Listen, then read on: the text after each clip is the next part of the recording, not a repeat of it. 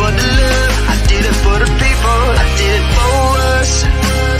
Back on this rap-ish, I ain't even broke a sweat, homie, this practice. Pondering my next move, staring at my track list, hope I ain't missing my window.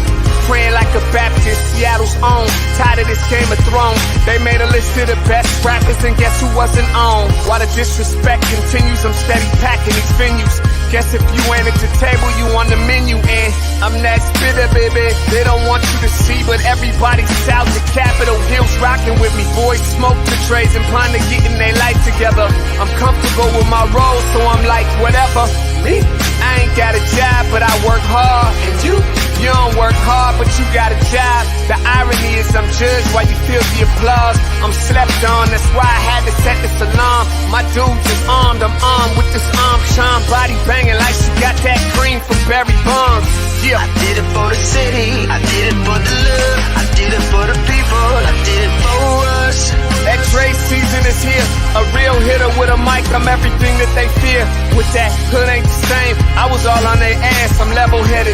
So yo, my dudes love when I spaz, and I'm so over Seattle's passive-aggressive attitude. They don't call you back, what they really saying is F you. While I'm from the same place, I move at a different pace.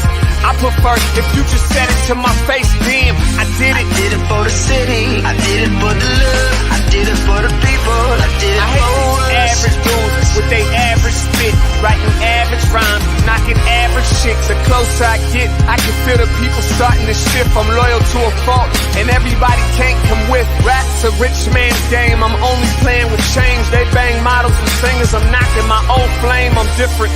The crowd, I move with the chosen few. Black thoughts, I could be the front man for the roots. No diamonds and gold, I'm on my sticks and stones. If we can see your panty line, you should have on a thong. My team is strong, through this fire we forged a bond. And they already know what it is when I get on. To the hearse, party like it's December 31st. When I'm on my deathbed, I probably cracking my nurse. You ain't got the bars to compete, I'm a verbal athlete. Deflating these boys so they say that I cheat. Damn, I did it. I did it for the city, I did it for the love, I did it for the people, I did it for us.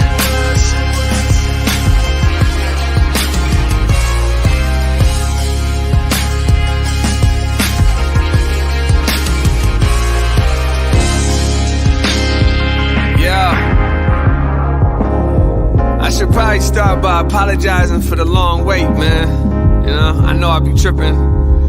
But I'm not just a rapper, I'm an artist. And, you know, my creative process is a little bit different than most. Nonetheless, I want to welcome everybody out to the Dre's Experience. I got TCF in the building, my whole camp's here with me. I got the band in here laying this cool-ass vibe. And I'm Seattle's own. Let's get into it. I just wanna live. God protect me. I just wanna live. I just wanna live.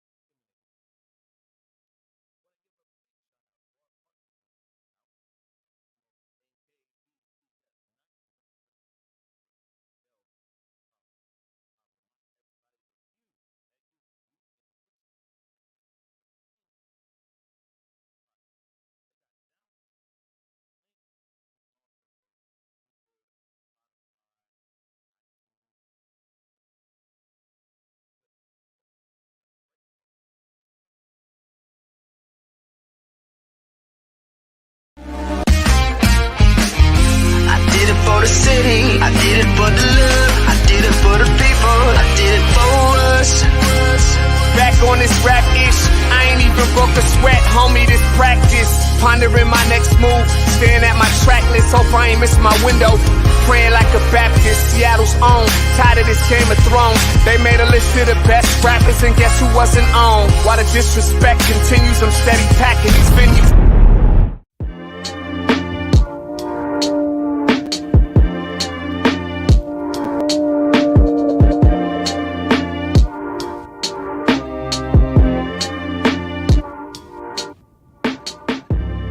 Converge Media produces culturally relevant content for Black and urban audiences. Our coverage is raw, transparent, and objective, praised by community leaders, government officials, and residents.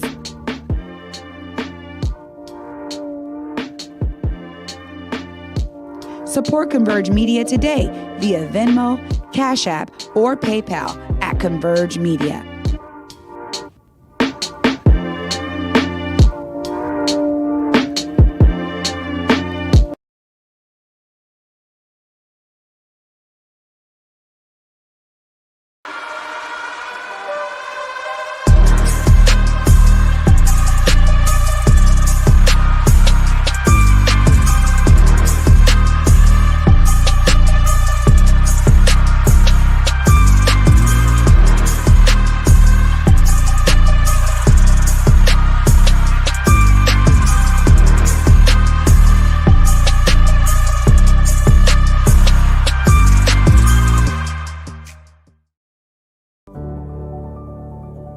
Public Health, Seattle, King County, Zero Youth Detention, along with our partners from across the South King County region, are committed to reducing violence and creating the conditions needed for our neighborhoods to be safe and free of crime.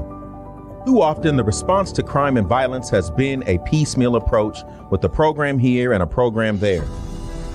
When family units collapse, schools fail to educate, the economy fails to produce jobs, and crime rises, we've looked to law enforcement and punitive measures to save us. Nothing could be more wrong or further from the truth. Law enforcement can't shoulder all the burden or take the rest of us off the hook. We are acknowledging the lived experiences of Black, brown, and indigenous communities. We are centering community as the experts who can effectively identify key issues related to systems, policies, and practices that impact children, families, and communities of color across this region. Those most impacted by the issue will help call out and identify the root causes, including structural and systemic factors. 150 residents will partner with King County to develop strategies, solutions, and an action plan that explicitly addresses system changes needed and eliminates barriers to access for Black, brown, and indigenous folks. These residents will also identify the criteria used to measure our collective success. Simply put, we need your help as we do the work needed to make King County the safest in this country. It will take specific commitments from all of us, community members, our young people, elders, and leaders from the sectors all across this region. Together, we will get this work done. Please click the link below and sign up for a work group. Or you can recommend a co-facilitator from community for each work group.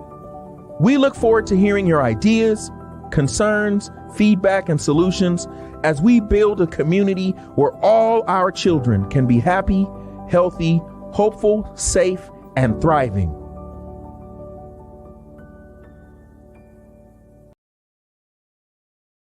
All right. Welcome back. So we're welcoming back. There we go. And we do have sound now, Curtin. So this is a good thing. So we got, let me do this. We got all this stuff going on our set today. So now we're good. Okay, there we go. Let's start this all over again. Yeah, there we go. Well, welcome back, everybody, to the Morning Update Show. Grand Rising to you. Happy Wednesday. Me and O starting it off nice and right, making sure we get these technical issues dealt with, brother. How are you? Yo, we gonna deal with the technical That's issues right. after the show, believe me. All right. Watch your step. Man, you know, when you get to talking about homelessness, it's just the whole set goes, all right. So we're gonna welcome everybody here. We're gonna abbreviate our entry right now, but a few things I do need to say is one, again, tag and share the stream. Great show here today. Marc Doan, CEO of Regional Homelessness Authority, is here, as well as Nikkita Oliver.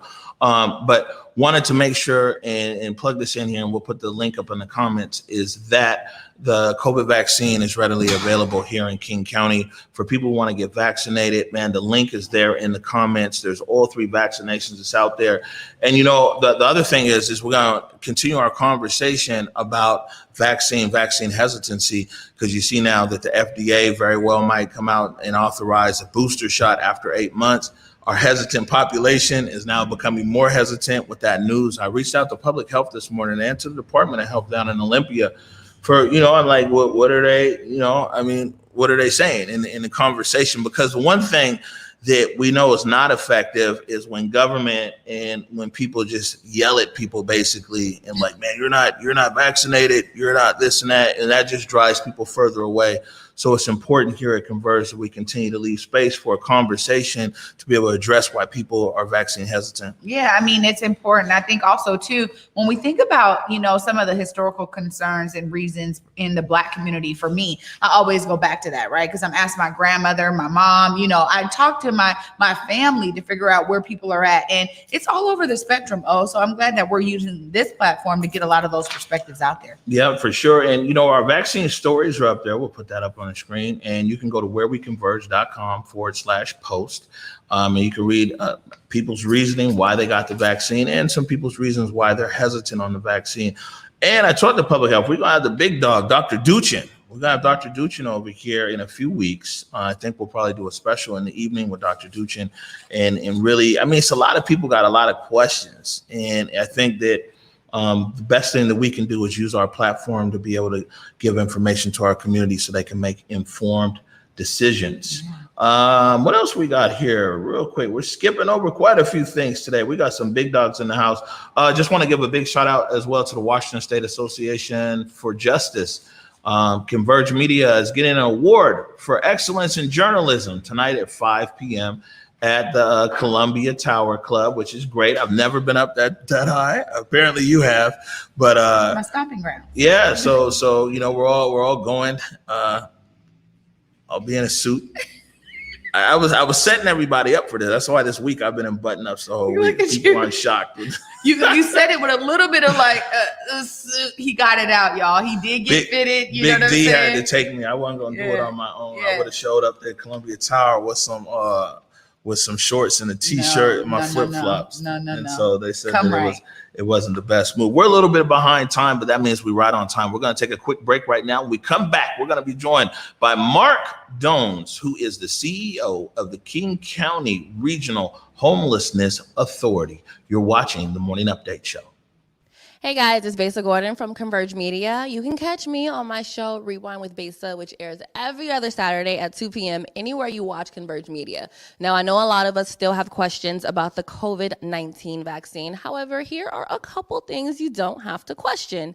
Everyone 12 years and older in Washington State are now eligible for the COVID-19 vaccine. It's free, and you don't even need insurance or citizenship status to get vaccinated. If you still have questions, and I know you probably do, you can visit kingcounty.gov/COVID for additional information. You can also call the King County COVID-19 call center at 206-477-3977 to get COVID-19 and the vaccination questions answered, get translation services if needed, set up an in-home vaccination appointment for yourself or someone you know may not be comfortable at a vaccination site due to a disability, anxiety, or other reasons. Look, with summer being here, now is the time to get all your COVID-19 vaccination questions answered so we can all get out the house and live our best lives again.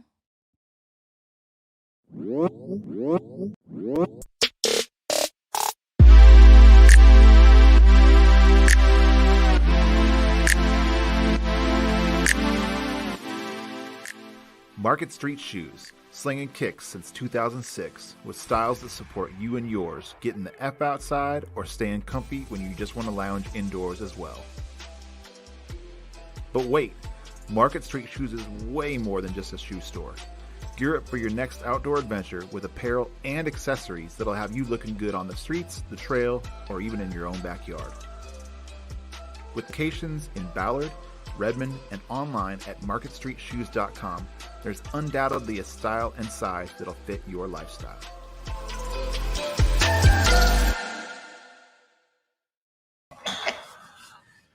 All right, welcome back to the morning update show. You know, after yesterday's rant, man, you know the videos is kind of getting out there from yesterday. Hey, yeah, man, we were on one, man. Honestly, I think Marcus Garvey's spirit was in the building, man. Yeah, that took over the whole show yesterday. Right. It's real though, what we were saying.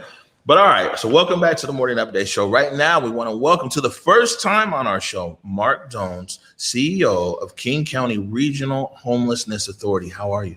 I'm good. Thank you for having me. I appreciate the opportunity to be here with y'all and to have this conversation and to speak directly with the community. I think it's really important. I think, frankly, as y'all are just talking about with COVID, right, that like when we who are in government roles, we have to speak directly and we need to be clear and we need to be responsive to folks who have real concerns. And so I'm just happy to have that opportunity to chat with y'all. Well, I'm glad that you did come on, because one of the things that we talk about here oftentimes is transparency. And I think in terms of how community experiences maybe possibly a role like yours is oftentimes they don't get to hear directly from you. So in your role, let's learn a little bit about what it is you're doing there at your position and what you're doing in this governmental agency. Yes. So by way of background, and just for folks who may not track the minutiae of government very closely, so the authority was created by legislative action in late 2019.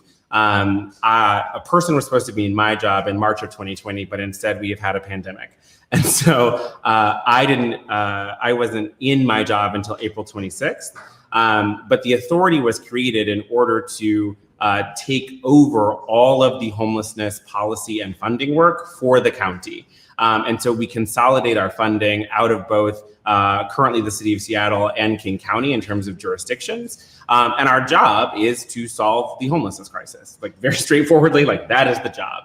I think that we have explicit mandates that are in that legislation, which are frankly part of the reason why I am in the role, to solve it with a focus on racial justice and social equity. And to be very clear, right, that homelessness does not proportionally impact everyone, right? That like Black folks, Native folks, LGBTQ folks, particularly trans and gender expansive folks are all starkly overrepresented in the population experiencing homelessness. And so our responses, right, have to be in line with that reality and attuned to the basic fact, right, that what we have done for the last 30 years has not worked.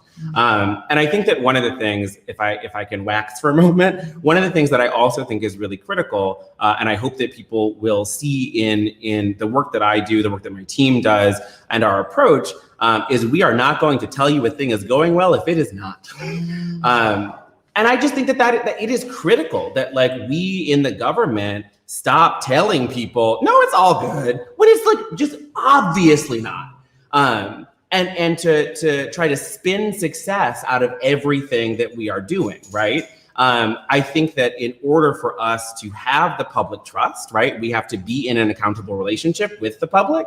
And that means being really clear when things are not working. Smart. All right. Well, in that case, how bad is the problem? Real bad, like incredibly bad. I mean, like the data that we have indicates that and this might be low, but roughly 15,000 people are experiencing some form of homelessness in the county. It is a crisis of a magnitude that like every day we should wake up very clear that it is that bad, right? Well, so when you say 15,000 people experiencing homelessness in King County, it seems that like a lot of people really only care about homelessness when it becomes visible. But doesn't that 15,000 also make up people that might be living in their car, living on a side street in a RV? And also, just to let people know out there, that one friend who sleeps on your couch this week and somebody else's the next week, you might not have put these two together, that friend is homeless as well, but they're just talking to you in a kind of, oh man, I'm gonna be in the city this week, man, can I crash at your place while I do some this and that? they could be homeless as well. And I mean, how much of the optics of homelessness plays into this role? Because I think people figure that if they can just move some tents somewhere, that now, because that's visible, that solved their particular issue with homelessness, but not the overall issue with homelessness. Yeah.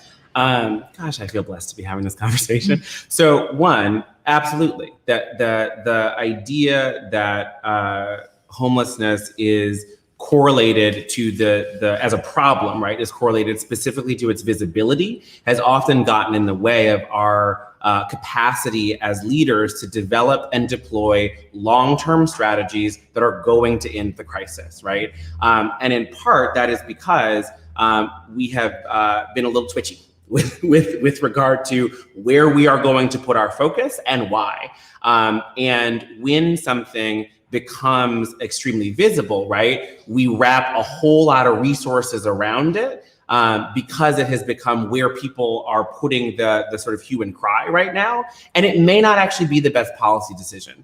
And you are also correct, and I think it's really important for folks to understand that we are not just talking about folks who are experiencing unsheltered homelessness. We are talking about folks who are living in shelter right now, folks who are living in vehicles, folks who are couch surfing, right? All of those realities, right, are forms of homelessness that we do need to be responsive to. Well, I have a couple of questions. And my first one is that when I think about a position like yours, right, I think immediately, what makes you qualified to do this role? I mean, you're talking about it from, these high levels, but also bringing it down. And you're obviously here on Converge, to direct it to community. So my first question is that, like, what about Marc makes Marc qualified to do this? I think I always get weird about this question because I don't like listing my resume, right? I've been doing this work for over a decade. I'm an anthropologist by training. I've done research all across the country. I've devised programs and implemented them all over the country at city, county, state level. I've done some federal work. I think, if we're being super candid, right? That's a lot of people can say that, right? And I don't know that they would be qualified. And I don't know that I'm qualified, right? I think that anytime your job is to be responsive to crises of human suffering, I don't know that anyone actually is qualified. And I think that what I hope, right, that at the end of the day, what makes my work successful and what my team will bring to this role is the humility to recognize that we don't know everything, that the traditional pathways to qualification or to credentials have ended very little of the suffering for historically marginalized communities in this country. And so what we can do, right, I hope what is qualifying about us is that we will listen, right, and that we will work with people experiencing homelessness, work with those communities most impacted to devise the strategies to implement. Well, that was actually my second question. I know you have another one, but that was really my second question. Was so oftentimes these are the top-down approaches are what you were really referring to when you think about the last 30 years, nothing working. And ultimately, we realize this in a wide variety of ways, and particularly around homelessness, in terms of centering those who are experiencing it at the solutions. Yes. How are you guys looking at implementing those types of strategies? So a couple things, some of which are kind of boring government bureaucracy stuff, and others that I think are more exciting for me personally. The first and I think most sweeping is our agency is legislatively mandated to have something called an equity-based decision-making framework, which means that anything that gets done has to literally pass through a filter by which when it gets to me or any of my senior team who are supposed to then sign off on it, we have to see where you consulted community and what community said, right? I think that that as a practice has been deployed by a number of agencies in the last 5-ish years. It has had some success. I don't think it, I think we could amp it up in some ways. Yeah. But I think that the more exciting stuff for me is the relationships with people, right? And so we are working really closely with the Lived Experience Coalition, which is a group of folks who have recent or are currently experiencing homelessness, who we take all of our big policy decisions to pretty much weekly at this point, to say like, okay, like, hey, like, you know, we're involved in a conversation about tiny home villages. How do you feel? We're involved in a conversation where we have to execute a whole bunch of, you know, MOUs with like provider agencies. What should we be asking them to do, right? And so really saying that, like, you know, if the core of the work is about centering people, I think we throw that term centering around and forget that it actually means, right, that like you have to be in relationship with somebody in order to center them.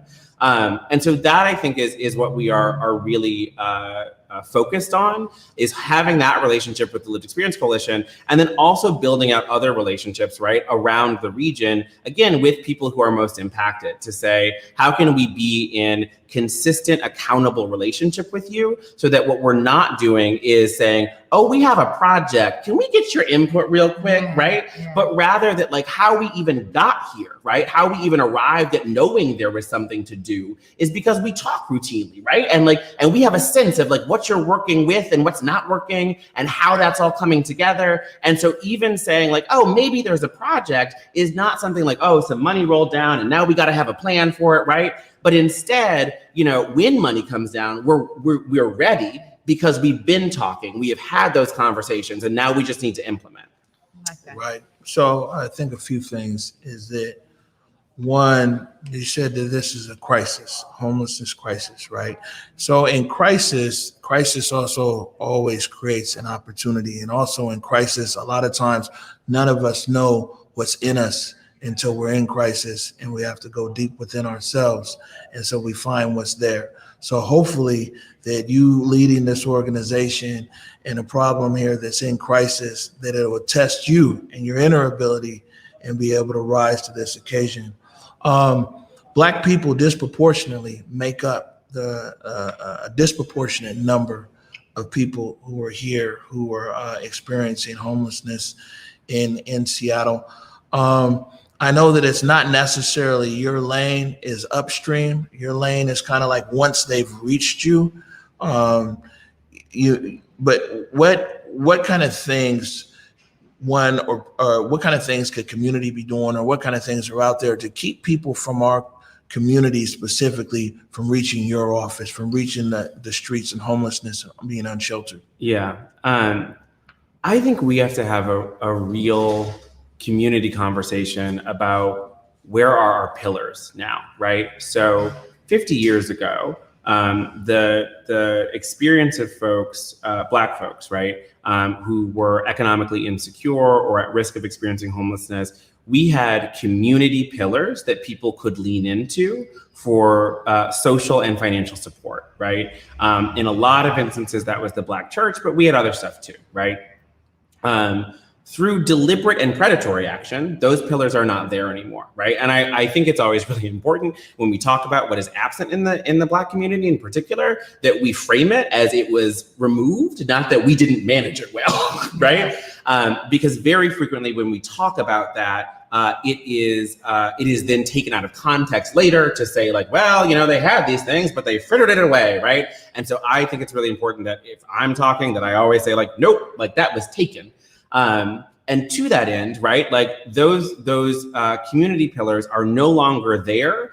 And I actually don't know if like, you know, straightforward restoration of those things is where we currently are, right, as a community. So we need to have that conversation about where do we want to put those resources? Where do we want to like lean into, right, the creation of new things? And I think, you know, y'all are an example literally of that, right? Of saying like, this is how we want to shape our voice and the conversation that we want to have as a community moving forward. And so this is, you know, this is the work that we're going to do to make that happen. I don't know what the best answer is. I think that, you know, what we commit to at my agency, right, is we have a budget. It is not big enough, but it's still pretty big. And, you know, our commitment is to use our budget, I think, hopefully different from how government has ever really used all the money we have, which is not to be disorganized, right? And instead, right, to really truly partner with community to say, like, where should these resources go? How can we layer and build instead of saying, we like it, but we're going to put it over here, right? Or like, we like it, but we'd like you to fight for it. Yeah. I just like that has to stop, right? And that has to stop for all of these historically marginalized communities who are overrepresented in the population experiencing homelessness. I think the other thing that we have to have an eye on when we're thinking about the upstream work is oftentimes we have the conversation inside the language of wealth building. And, I personally think that puts us always in a playing catch-up game, right? Like we are chasing the wealth that supremacy has created for other people, right?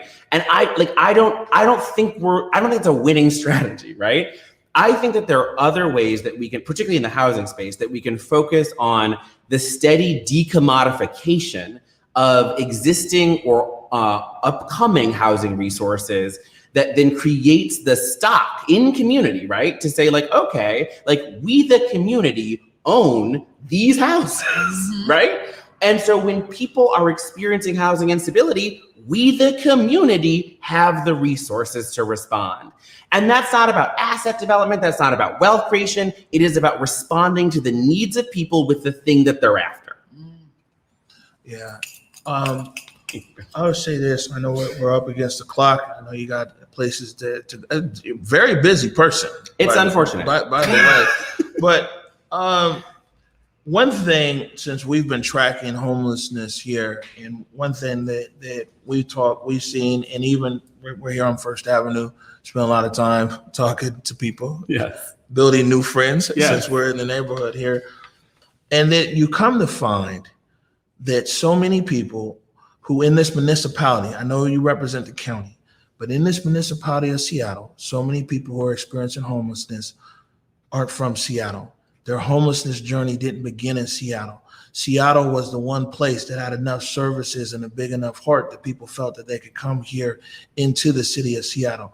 But the funny thing is you get all these people who live in maybe some of the other 38 cities in the county. And they're like, oh, I would never go to Seattle. The homeless are taking over everywhere, this and that. And they've yet to ever look in the mirror and realize that a good number of the people who find themselves on the streets of Seattle came from these other 38 cities within the county. But Seattle put the resources, the investment, there could always be more, in the heart condition to try to figure it out. And so the mayor said something last year or earlier this year when I interviewed. The mayor said that with the resources spent, if people from Seattle didn't come to Seattle, the homeless situation in Seattle would have been solved a long time ago. Now you represent the county, you represent a geographic area where an influx of people are leaving their cities, experiencing homelessness and coming here. One, what kind of support are you getting from the other cities? I know that a lot of people opted out of Executive Constantine's tax. We saw it got heated out there in Redmond yesterday. What kind of support are you getting from other municipalities? And the people across the county realize that a lot of their homeless end up here in Seattle while they sit there in judgment of Seattle? I think it's a really good question. I want to confirm the basic facts first, just so that everybody's clear. It is absolutely true that Seattle as a site has a service opportunities and support opportunities that do not exist in other locations. And so people come here to get the support that they're after, right? That is a very human thing to do, and we should not be mad about it, right? Like, I think that, I often compare this to, like, if I ask you, like, what grocery store do you go to, right? And why don't you go to the other one? The answer is like, well, that grocery store has the stuff I want. And it's the one that is near me. Like, what a weird question, right? Like, it's the same decision-making structure. We have a goal at the authority of ensuring that wherever someone experiences housing instability, the resources are there to support them, right? I think what that means is that, like, there are other communities, the other 38, right? Who we're gonna work with them to develop and deploy the resources, right, that they will need to care for their neighbors. That said, and to speak explicitly to the political question, I have actually found, and I think this is important that people hear, I have found that many of those jurisdictions are absolutely willing to have that conversation, right? What they have been afraid of is that, I want to offer this with a lot of grace. I think that this conversation has become so polarizing and so toxic because we simply refuse to let it be actually complicated. We keep searching for someone has to be wrong here, right? And in reality, we're all holding pieces of right and pieces of wrong because we're human and we're fallible, and that's just kind of what we're going to do until we're not here anymore, right? And so I want to acknowledge that the fears that folks have had about, well, everything is going to become downtown Seattle, right? Is in some ways a reasonable fear in that for many people who, are navigating, this space or other spaces in Seattle Metro, they are not trained in de-escalation techniques. They do not know how to differentiate between, someone who is experiencing psychosis versus someone who is maybe in active danger, right? And we need to do a better job of helping people disaggregate discomfort from actual threat to safety, right? And that's on us. It's on us to lead and have that conversation with folks. But in doing so, I want to be clear that we are not and should not be asking everyone to become certified de-escalation specialists, right? You shouldn't have to do that in order to just sort of walk around your neighborhood, right? People who are experiencing crisis shouldn't have to do that outside. Both of those things are true. It is okay that we are uncomfortable, and it is absolutely unacceptable that people are outside having these problems. Yeah. We have to create space for all of the complexity to actually land. Otherwise, the solutions will escape us. And so when I talk to those other jurisdictions, what we discuss and align around is I also don't want people to be outside. That is an unacceptable policy solution, right? It is and the fear, oh, we're going to have all these encampments, or we're going to have all these folks. And my response is that is not the goal here, because no one should be outside. That should not be the reality that we are building our solutions out of. Well, I gotta ask then too, because for me, so much of what you're describing and talking about involves a wide variety of perspectives and lived experience to come into this. How can our audience and folks out there hearing you right now, how can they contribute to these amazing solutions that you and your team are looking to implement and build alongside community members? I deeply appreciate that question. And the answer is invite us to come hang out with you. I'm very serious about that, right? That we are gearing up for over the fall and into next year, COVID allowing, doing a lot of backyard and living room conversations, connecting with people, right? A colleague of mine says, and I think this is always is a brilliant reminder, no one is a stakeholder by default. Stakeholders are made, right? And the making of a stakeholder is about working with people and understanding their concerns, what they want to see in their community, in their world, right?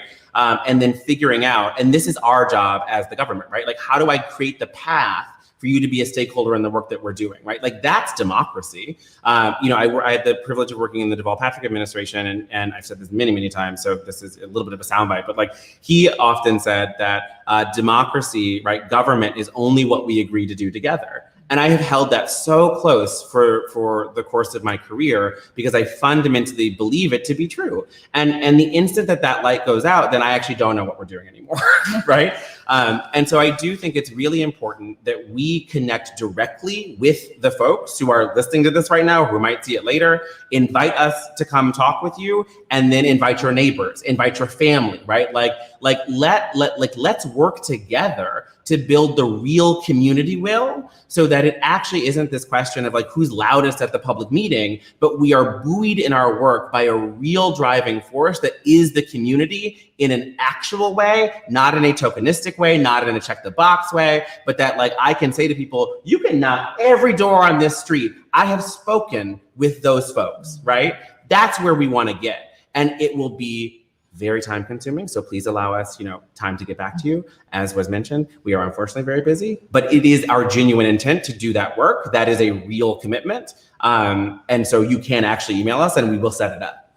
All All right, good stuff. We've actually got the website link in the comments. They've put it there right now. Marc Dones, CEO, King County Regional Homelessness Authority. Thank you for taking the time with us this morning. Thanks for having me. It was beautiful having you here. I really appreciated this genuine and candid conversation. Thanks for being your full self. Yeah. Absolutely. All right, we're going to take a quick break right now. When we come back, we're joined by Nikkita Oliver. You're watching the Morning Update Show. I did it for the city, I did it for the love, I did it for the people, I did it for us. Back on this rap ish, I ain't even broke a sweat, homie, this practice. Pondering my next move, staring at my track list, hope I ain't miss my window. Praying like a Baptist, Seattle's own, tired of this Game of Thrones. They made a list of the best rappers and guess who wasn't on? While the disrespect continues, I'm steady packing these venues.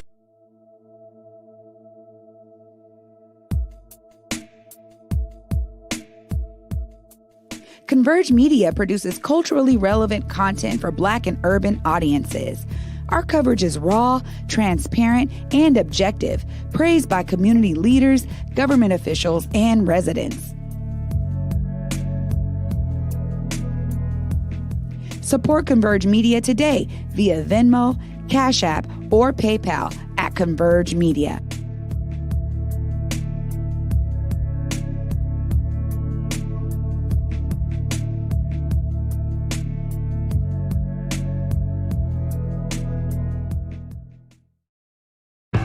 Hey, it's me, downtown Seattle, C-Town.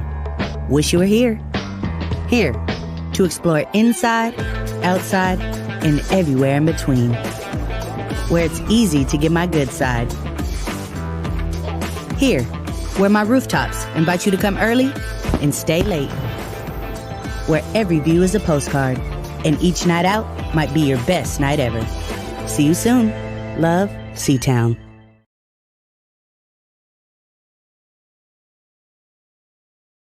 Well, today we're having a block party to launch the Youth Achievement Center, which is housing co-located with services for young people here in the South End of Seattle. First of all, I want to go on the record and say I know how to do the electric slide. You might have seen a little bit of fumbling, but that's Coach Dom's fault, not mine. So today we're out here launching the campaign for the Youth Achievement Center. The Youth Achievement Center is a housing and services development that we're working on right here in the heart of South Seattle, halfway between Rainer Vista and New Holly, where we have a lot of kids who are growing up in low income situations, who don't have housing stability, and that's what we're trying to provide them here. A safe place to call home, co-located with all of the services to unlock their full potential. We were able to acquire 2 pieces of property right here on MLK in one of the most highly gentrified areas in our community to build something that represents the Black and brown community right here. We're going to house 100 youth and young adults in one facilities, and we're going to have a multi-service center in another facilities. Where we're housing young adults is going to be classrooms, computer labs, culinary arts kitchens, greenhouses, workout facilities. And what we're going to do is take young people through a process where they get to understand, number one, who they are, where they come from, which is very important because you don't know where you came from, you don't know where you're going. And number 3, we want to be able to provide them with some employment opportunities, and not just provide them with employment opportunities, but take them through series of trainings in the computer labs and the classrooms, have professionals come down and teach them how to get certified for the technology industry, the trade industry, getting into different business investments and learning from financial advisors and understanding how to invest in cryptocurrency and the stock market, just things like that, bro. Giving them a plan for their life, putting 3- and 5-year plans together and letting them live in these facilities. They'll be living there. They'll actually live in the facilities that they're learning in, so they don't have to go back into an environment that's unhealthy for them or unsafe for them. This environment is going to be a safe environment, an environment that'll make them healthy, happy, whole, and successful, and will also provide resources for families in the community to come through one space and do a one-stop shop model, where they walk into this place and they're able to get all the resources they need: daycare, housing, employment training, help with rental assistance, food and utility assistance, whatever it takes, right? Mental health, physical health. If they walk into our facilities, we're going to have consultants and resource navigators there. So if we don't house that service in the space that they're in, we will call the service to them and they will come to us and serve our community. So our community doesn't have to navigate all these systems that have been so difficult for them to navigate, especially when you don't have the resources you need to navigate. What's happening next? we're gonna keep raising this money. We just got a $31,000 check from the Seahawks, raised $20,000 over this last week. Our hope is by the end of today to get to $100,000 as we move towards $30 million to finish the development. All right, welcome back to the Morning Update Show. Joined now by Nikkita Oliver, Executive Director, Creative Justice. Welcome to the Morning Update Show. I'm so glad to be here in this beautiful space. Congratulations, growing, evolving. I love it. Thank you. Absolutely, thank you. We're on it. So we played the clip there first. That was from a few weeks ago. I caught up with you and Coach Dom and Councilmember Zahalai and some of the Seahawks and all kinds of stuff out there on the South End in the Youth Achievement Center. So I saw the clip there. Why don't you update us of what occurred from that day to right now, and also what the YAC is? Yeah, so the Youth Achievement Center is really, it's a building for us, by us. It's been birthed out of the vision and the dreams of young people in the South End, Seattle, specifically Black youth in the South End. In 2019, 7 council members were up. King County Council member Girma Zahalai was running for office. We had some school board members up, and the youth wanted to get involved. They're like, we can't vote, but could we host a forum? So they hosted their own candidate forum. And what came out of that was this deep conversation around what would it take for us to get some land to build some housing for ourselves. Housing that reflects what we need, who we are, and in our area of town where we've been pushed out of, how can we reclaim some space? And so, Coach Dom is bold. And he said to Councilmember Zahalai, when you get into office, do we have a promise for you that you'll help us pursue this? And he did. He followed through on that commitment of figuring out what are the parcels of land, specifically in the Rainier Beach area, that could be developed into housing co-located with services, specifically for Black and brown young people. And so fast forward to 2021, and we've been working with the Africatown Community Land Trust because we knew we really wanted to work with a Black developer and have us developing that expertise in our community of what does it take to start a project and then get it all the way to being finished and have it held in community care. We knew that we wanted the young folks to get to play a role in the development of what the building looks like. And so they've been working very closely with the architects, even learning architectural skills and giving feedback on the building in this process. And then we had the Youth Achievement Center Block Party, where it was kind of the end of a week-long launch to raise $100,000, and we raised $107,000 with the help of so many community members. So it is for us, by us. The Seahawks donating $31,000, and then Bobby Wagner also bringing in some contributions to help us to get to where we are today. So, big shout out to the community for really jumping in, raising thousands of dollars within a week, and getting us, on our way to our first major goal, which is $3 million to really get our development process locked into place. Well, this is the beautiful thing. This entire project for me, it speaks volumes to what can be done when we come together, right? And when we do these kind of collaborations. It's also one of a kind, Nikkita, right? Where it's like youth are at the center of developing a solution that's going to be beneficial directly for them. And I want to hear from you, because I know you've been able to talk to people about this. What is the kind of general, discourse happening around? I know there's a lot of Black joy. I saw that. But in terms of good food, well, of course you knew about the food. But what is it that people are really taking from this experience, particularly the youth? And then also really it's producing a model that we could possibly follow. Absolutely. Our partner organizations, Creative Justice, Community Passageways, and the Rainier Beach Action Coalition have developed a program called the Youth Consortium. So young people from all 3 of those programs meet weekly to talk about what do they want to see in their community. And one of those projects that they're working on is the Youth Achievement Center. And I think the biggest excitement, there's a quote from Zion, one of our youth organizers, where he said, I'm gonna be excited in a few years and to be driving around with my own children and say, look, I built that. And I think it is a very powerful thing, especially in a neighborhood like the Rainier Beach neighborhood, right on the light rail, where so many people have been gentrified out, have been pushed out of the city, to have young people being able to say, I built that, I live here, this is my place. I think also in light of the No New Youth Jail movement, where, you know, we built a new facility to cage young people, but here we have young people, many of whom have been fighting cases or have experienced the school to prison pipeline, saying what really would help me is having housing co-located with services. And I think, you know, this goes to our earlier conversation we were having on the show about those most impacted getting to develop the solution that dismantles the harmful systems and actually builds a thing that makes us healthy and thriving. And it's just really exciting to be doing that in a way where young people aren't just at the center. Their brilliance is literally leading the project. Beautiful. Well, tell us a little bit more about creative justice and what creative justice does. Creative justice is my favorite thing in the world. It is an arts-based, healing engaged space for young people that started out as a diversion program. So we were birthed in 2014 off of the 1% for art dollars that comes off of capital projects at the county level. And typically those 1% for art dollars go to things like public art that we don't really know what it is. Like, what is this statue thing that got built in our neighborhood? And there were some really innovative folks at For Culture that said, why don't we give a portion of these dollars to actually incubating a project that does the work of dismantling the school to prison pipeline? Because that 1% for arts dollars had come off of the new youth jail. And so a community stakeholder panel was constructed that had young people that were currently fighting cases, young people who had been through the juvenile criminal punishment system, family members, public defenders, judges, even a prosecutor, all met on a community stakeholder panel to basically plan what became creative justice.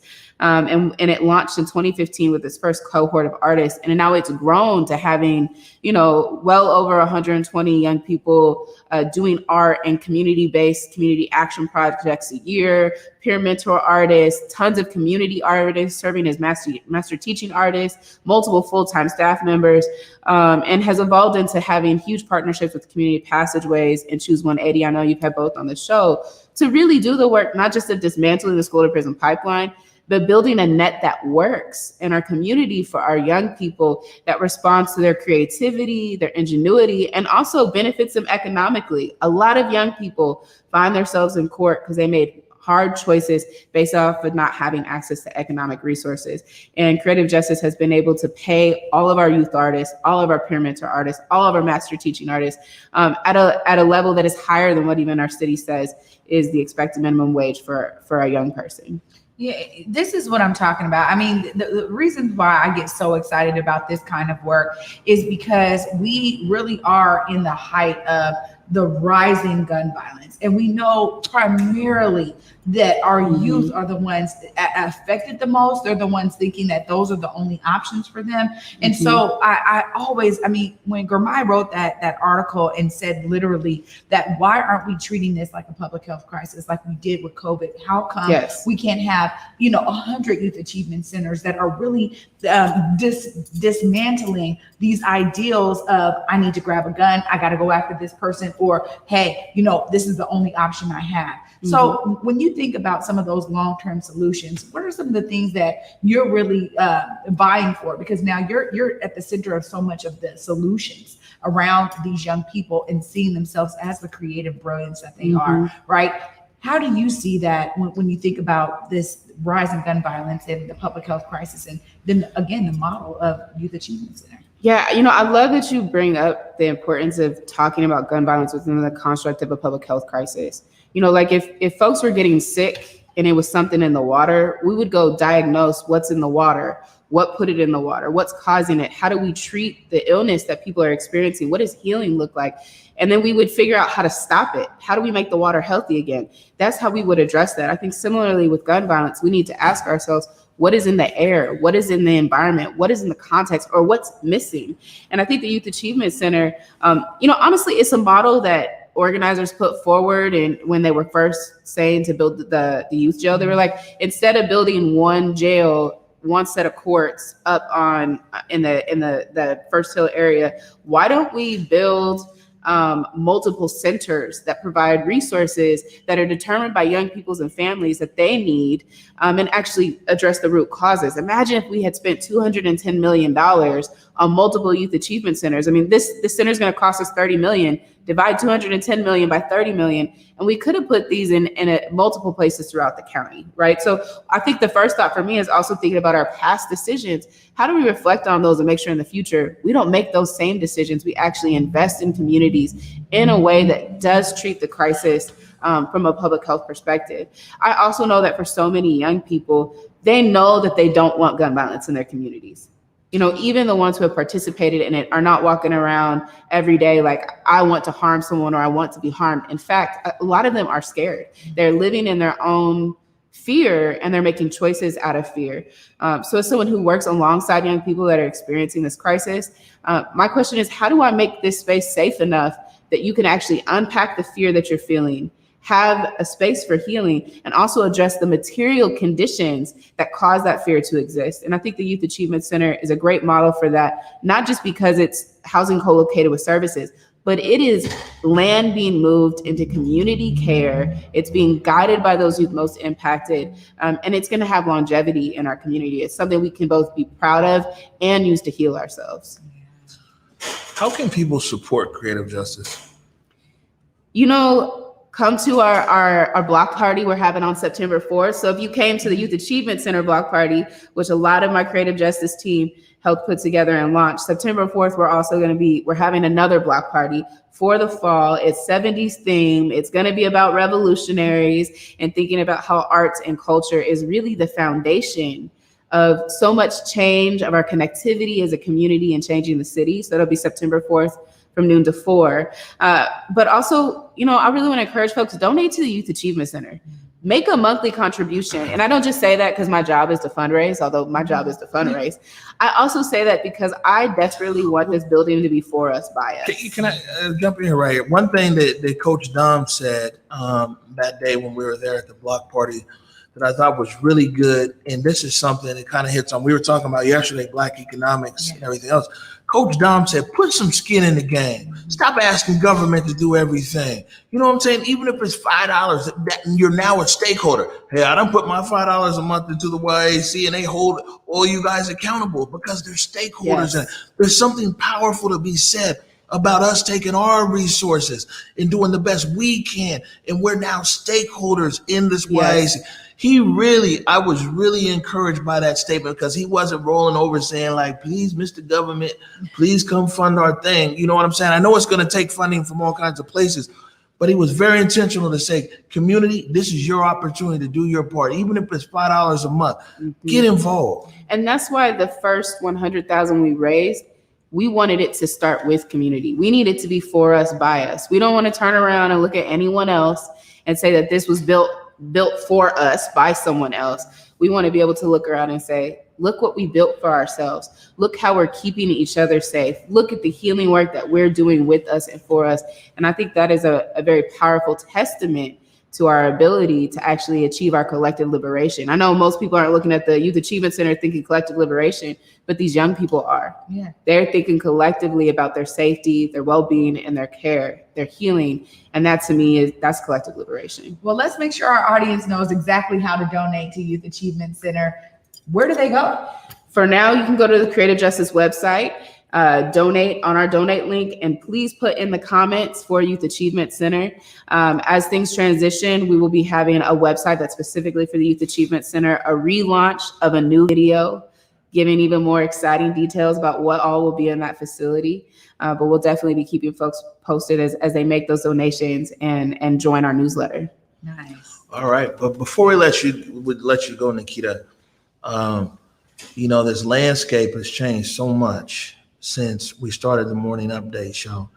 And, you know, and I know there's a whole nother thing going on with you. We're going to talk about here today. We're staying on message on this here, but I want to acknowledge the fact that when we started the morning update show, and one of the early things that was going was the mutual aid program that you guys were part of. And it was my daughter, Acacia, was reaching out to you to get an interview just so we were trying to get information to the community about, you know, how they could get support around COVID, because COVID was hidden in there. And this was in March of last year.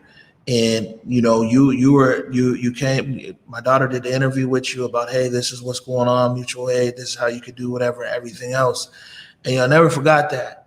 And that's why we're here in this new studio right now. It's a lot of things that have happened since then. Of course, there's George Floyd's protests, elections, all that stuff is to the side. The reason why I reached out to you is before any of that, when we were just talking to our neighborhood on the Morning Update show, we hit you up and said, how can people in our community get resources for COVID? And you answered the call. So I want to say thank you to you for joining us here today. And our first week in our new studio is still a work in progress, but thank you. Yeah, and honestly, a big thank you goes to y'all for even telling stories about the on-the-ground mutual aid work happening. If y'all weren't talking about the ways in which we are all doing work in our community and amplifying that, there's so many stories from the last 2 years that would have never been told. And so I am eternally grateful to y'all's resilience, and excited to see how honestly business is popping. That is exciting to see our own folks doing this work, having journalistic integrity, and also amplifying what's happening on the ground. That is a really beautiful and powerful thing. Thank you. Ashe, thank you so much. Nikkita Oliver, thank you for joining us. Thank you for being here. Always. We're going to take a quick break. We're going to wrap it up. You're watching the Morning Update show. Hey Seattle, if you're trying to find something to do this summer, I got the perfect thing for you. Come on down to Seattle Waterfront's Pier 62 and enjoy free, family-friendly events all summer long, like art, dance, music, storytelling. And if you're trying to get that body right before the summer is over, you might as well join their free yoga and fitness classes. Head on over to Waterfront Park Seattle for a full summer schedule of vibes you don't want to miss. Curtis. All right. We're back. We said come right back. He came right back. Man, real great today. Nikkita Oliver and Marc Dones. Yeah. It was an interesting conversation around homelessness. I mean, today, for me, this is exactly what Nikkita was just talking about. That's why I get so excited to do this work on the Morning Update show, because I think they're right when they say, literally, there's so many stories that would not have been covered. And we see that in our work every day here. So I'm just grateful. I'm really grateful to Marc and his energy. I'm excited to continue to build relationship with him and his team. Yeah. No. They have a lot of stuff that's going on over there. And we're really excited to get it out. And I'm glad, tomorrow, speaking of tomorrow, so tomorrow we have council member Zahalai, and when we go ahead, we got a motion graphic for that. And council member Zahalai, again, but before he was even sworn in, he was over in the studio. I called council member Zahalai and was like, yo, we want to do an interview with you and everything. He hadn't even been sworn in. And so I was like, man, it's our first week here in the studio. You know what I'm saying? You're going to come through? It's like, he'll be here. So he's going to update us on what's going on in King County and in his district. And we always like to figure out what's going on up there in Skyway as well. Then tomorrow's a big day as well. My dad is going to be here on the set. There he is, James Salisbury Jr. Be right here on the Morning Update show. So I think it's going to be a nice, warm, fuzzy Morning Update show. Amazing. We're overtime. Trey Holiday, any last words before we get out of here? You guys, for me, it's just very consistent. As you guys can see with the guests that we bring onto the Morning Update show, they're always seeing themselves as part of the solution. And we heard that message loud and clear today with both of our guests. And I really am hoping that you all were inspired and encouraged to figure out how to find yourself as a part of some of these amazing solutions that are happening right now on the ground. All right. Good stuff. Tonight, 7 o'clock, Seattle News, Views, and Brews. Make sure and check in with that. Anything else we got going, Cuddy? Not today. Okay. All right. Oh, yeah. I forgot. Yeah. 5 o'clock. It's not live or anything, but I will say this, is that Converge hasn't won many awards, if any. I think we got like one. We got a Hometown Hero Award from Mohai last year. But not like journalistic awards. No one's given us any awards for journalism and a lot of stuff. I think we talked about all that. But we're actually getting an award tonight for excellence in journalism from the Washington State Association for Justice. And so we're excited about that. Big shout out to them. And I think that's it. Like I said, tomorrow, Councilmember Zahalai and my dad. So on that note, let's try this funny angle over here. There's the other one. He's like, wow. There it is. Until tomorrow, go forward in your purpose, go forward in your humanity. Until tomorrow at 11 a.m. Peace. Lift every voice and sing till earth in heaven ring with the harmonies of liberty. Let our rejoicing rise as the listening skies. Let it resound loud as the rolling sea. Sing a song full of the faith that the dark past has taught us. Sing a song full of the hope that the present has brought.